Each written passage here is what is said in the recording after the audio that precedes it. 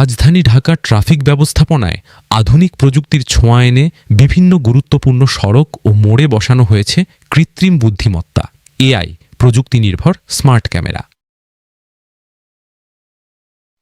Traffic আইন ভঙ্গকারীদের শনাক্ত, যানজট নিয়ন্ত্রণ এবং সড়কে শৃঙ্খলা ফিরিয়ে আনতেই এই উদ্যোগ নিয়েছে সংশ্লিষ্ট কর্তৃপক্ষ।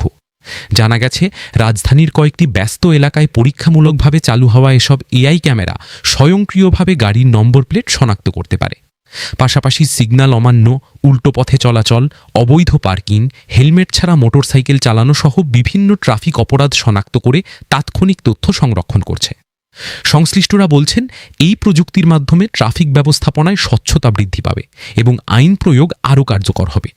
এতে একদিকে যেমন সড়কে শৃঙ্খলা বাড়বে, অন্যদিকে দুর্ঘটনাও কমে আসবে বলে আশা করা হচ্ছে।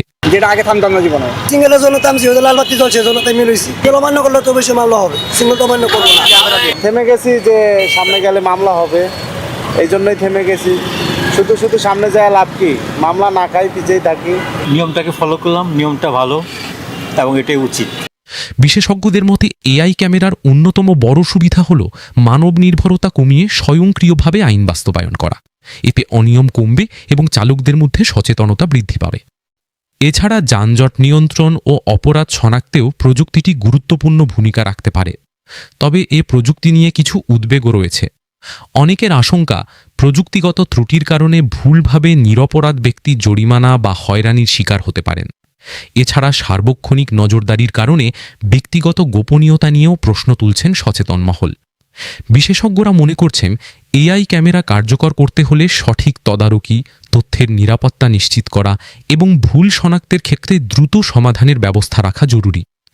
একই সঙ্গে জনগণকে প্রযুক্তির ব্যবহার ও নিয়ম সম্পর্কে সচেতন করাও প্রয়োজন। রাজধানীর ট্রাফিক ব্যবস্থাপনায় এআই প্রযুক্তির এই নতুন উদ্যোগ ইতোমধ্যে সাধারণ মানুষের মধ্যে ব্যাপক আলোচনার জন্ম দিয়েছে।